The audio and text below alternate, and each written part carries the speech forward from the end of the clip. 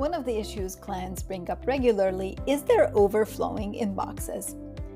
With the amount of emails we all receive each day, both automated ones and from actual people, it can take so much time to sort through them all.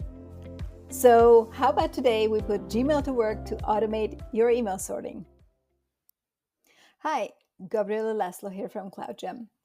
Gmail offers various ways to display and make sense out of incoming emails. The one I want to show you today is how you can set up what Gmail calls filters to help you with sorting your emails automagically. I'm going to demonstrate this through automatically sorting newsletters, but you can do this with filing client emails or any other type of email. The first thing we'll do is search, because the foundation of any good filtering is a good search. We are teaching Gmail what to look for when sorting emails. Think of it like training a new employee.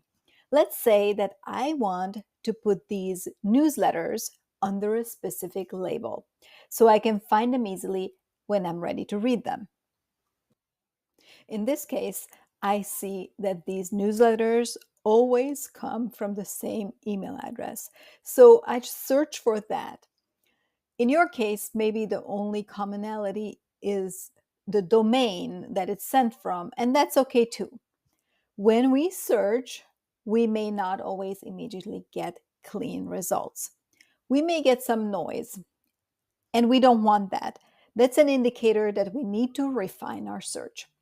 By default, Gmail searches with has the words.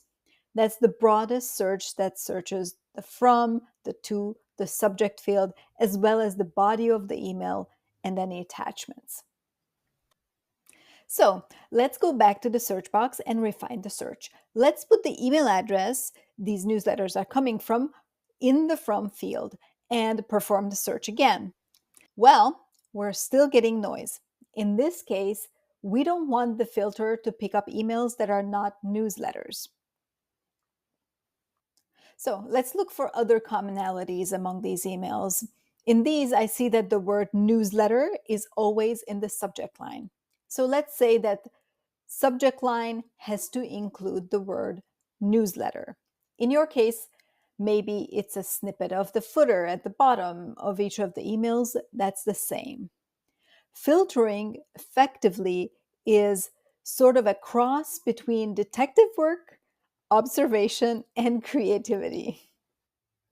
Okay, now I'm getting clean results. I can go back one last time to the search options, and this time I create the filter. In the filter creation screen, I have many options, but the one that I use most and the one I think will be the most helpful is labeling the matching conversation with a new or existing label. This catches any emails, and in order to do a little spring cleaning in the existing overflowing inbox, I apply this to existing conversations. If I were to create the filter like this, the emails would get a label, basically a tag. If I also want these emails to bypass the inbox and go directly under the label newsletters, I can check skip the inbox. I don't recommend doing this with client emails, as you might miss some important communication from them. Now I need to wait a few seconds for the filter to get created. And from this point forward, newsletters coming from this specific email address will always be filed under the newsletter label. If I need to modify or delete the filter, I can do this from Settings, Seal Settings, Filters, and Blocked Addresses. There you have it, a quick intro into the art of filtering in Gmail.